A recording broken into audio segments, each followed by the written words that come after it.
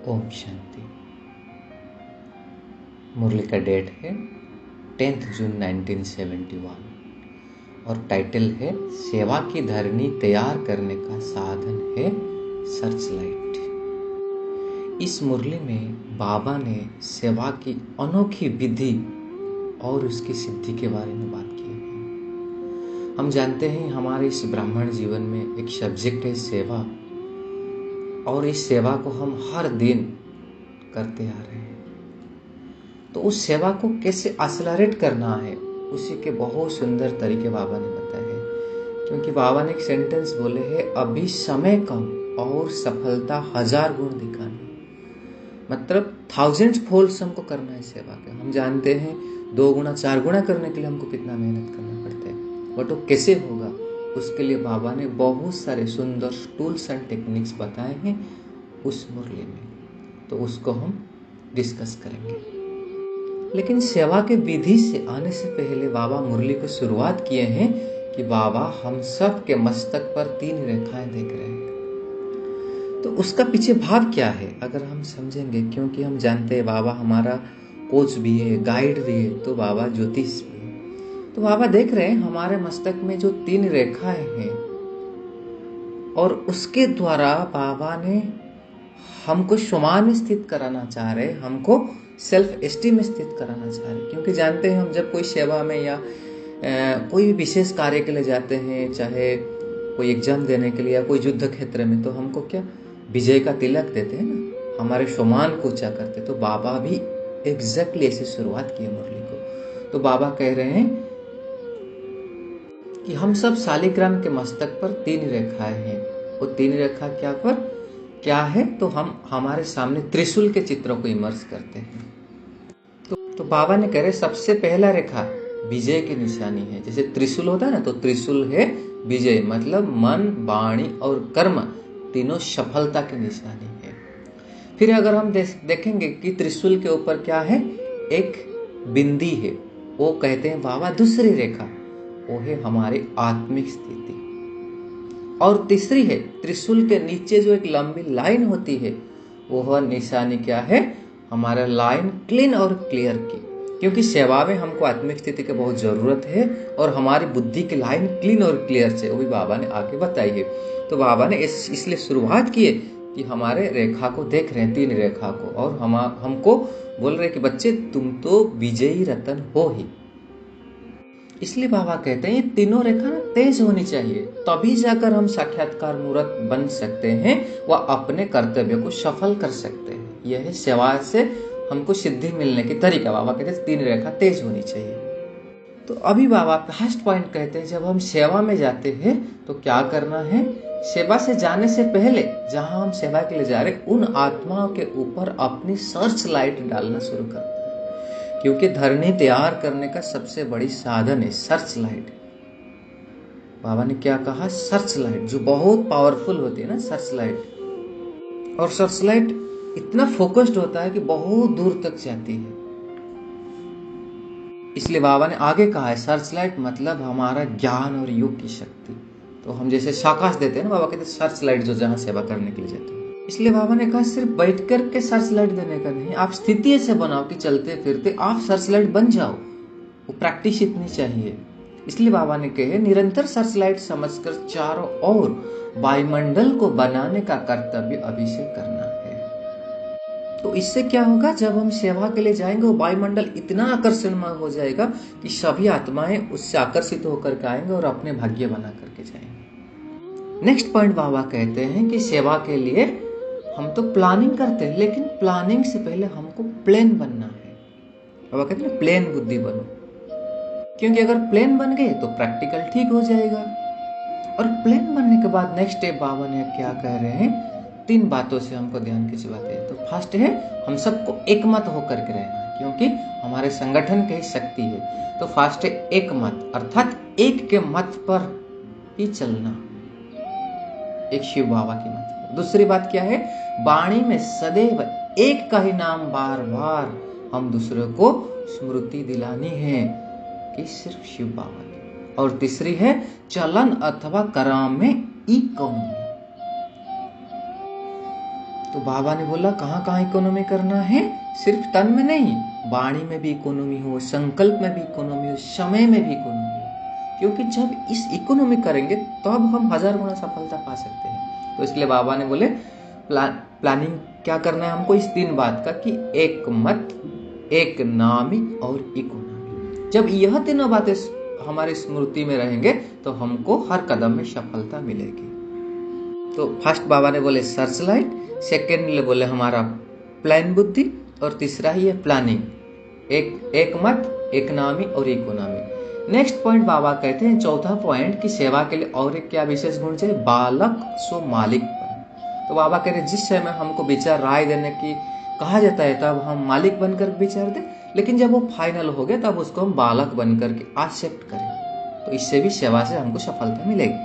अभी next point बाबा ने बहुत इंपॉर्टेंट पॉइंट क्या रहे कि जब हम दूसरे आत्माओं की सर्विस करते हैं तो सदैव यह ध्यान खिंचवाना, हमारा ध्यान रखना है कि दूसरे के साथ साथ हम अपनी भी सर्विस करनी है। बहुत इंपॉर्टेंट पॉइंट है। जैसे बाबा ने बोला ना त्रिशूल में जो बिंदी है आत्मिक स्थिति, तो वो कैसे होगा, जब हम स्वयं को आत्मिक स्थिति में स्थित रखेंगे। बाबा कहते हैं यह अपनी सर्विस, तो अपनी सर्विस से ही दूसरे का भी सर्विस हो जाएगा। बाबा ने इधर बहुत अटेंशन खिंचवाई है सेवा के समय आत्मिक स्मृति निरंतर रखने का। तो बाबा कहते इसमें सफलता होगी ही होगी। और बाबा कह रहे अगर खुद का सर्विस हम नहीं करेंगे तो दूसरे की सर्विस नहीं कर पाएंगे, इसलिए सफलता नहीं मिलेगी। बाबा ने बहुत सुंदर बात बोला कि हम जब दूसरे को सुनाते हैं ना कि बाप को याद करो, तो हम उस टाइम हम खुद भी बाप को याद करना है। इसका एक्सटेंशन में बाबा ने कहा कि जब सर्विस पर जाते हो तो ऐसे समझो कि सर्विस के साथ साथ अपने भी पुराने संस्कार का हम अंतिम संस्कार करने जा रहे हैं, तो डबल फायदा हो जाएगा ना। और फिर उससे क्या होगा, जितने हम संस्कार करेंगे अंतिम संस्कार, तो उससे हमको सत्कार मिलेगा।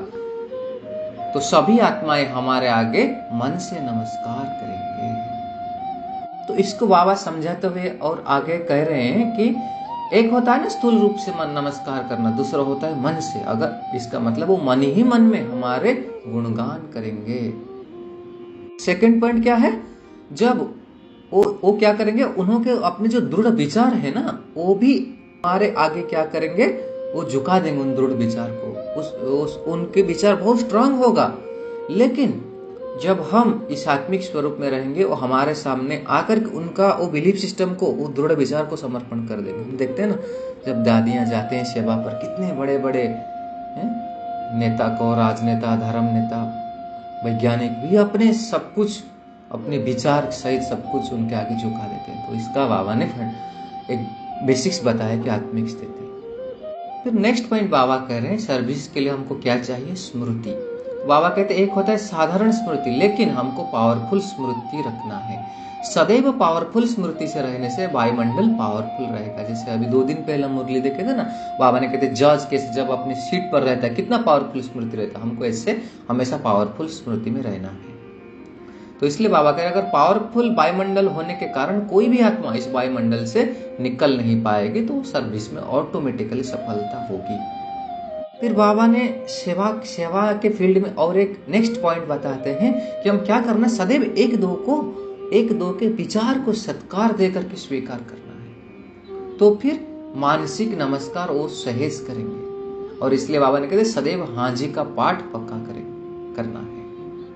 तो फिर बाबा ने जो संगठन का शक्ति है एकमत को लेकर के एक सुंदर एग्जाम्पल दिया है कि 4 मस्कीटर्स, यानी 4 बंदूकदार की फौजी, सुनाते हैं ना कहानी में, वो मिलजुल कर कैसे कार्य को सफल कर दिए थे। इसलिए बाबा कहते हैं हम भी ऐसे संगठन में हैं तो हमको मिलजुल कर कार्य करना है।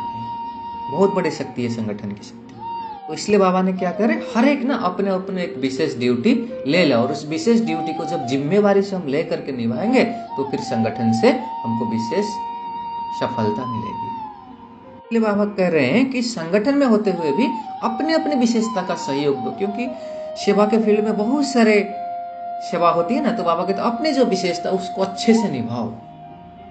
तो ये बाबा ने सारे पॉइंट्स बताए सेवा की सफलता के लिए। फिर बाबा अंत में कहते हैं जब हम ऐसे सेवा के प्लानिंग करेंगे और सेवा के फील्ड में जाएंगे तो क्या होगा, कितना भी कोई किन बातों द्वारा आप लोगों को हराने की कोशिश करें, लेकिन जब प्रैक्टिकली अनुभवी मूर्त होकर के उनको हम आत्मिक दृष्टि और पावरफुल स्थिति में स्थित होकर दो शब्द व पावरफुल बोल सुनाएंगे तो वो स्वयं को कागज का शेर समझेंगे।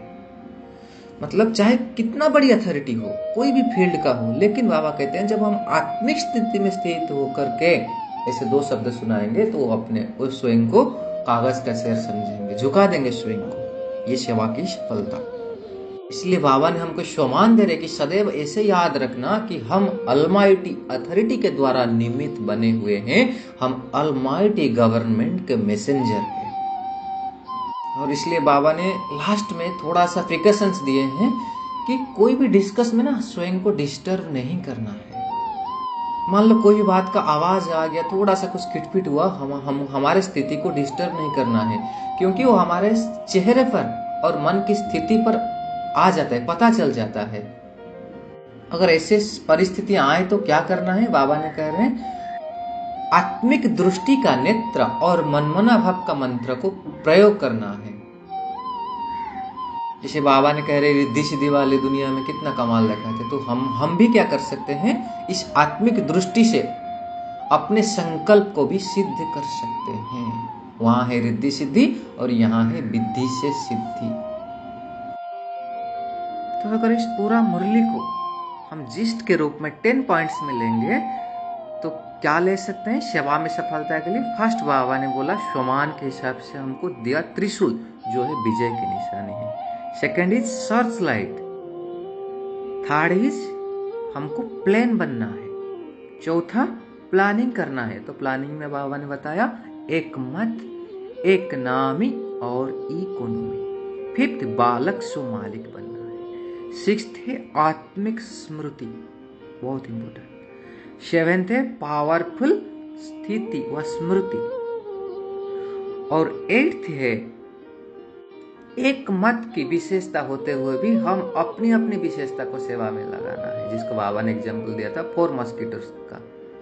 और उसके साथ साथ बाबा ने हमको सेवा में 2 प्रिकॉशन दिया था। वो क्या, 9th पॉइंट था डिस्टर्ब नहीं होना है, कभी कुछ भी हो जाए हमको डिस्टर्ब नहीं होना है। और क्या बताया बाबा ने, आत्मिक दृष्टि का नेत्र और मनमना भाव का मंत्र को प्रयोग करना है तो हमको सिद्धि मिल जाएगी। अच्छा, ये था आज की बाबा की समझानी शिक्षाएं। तो हम इसको और भी एक बार रिवाइज कर सकते हैं कि सेवा में सफलता के लिए। ओम शांति।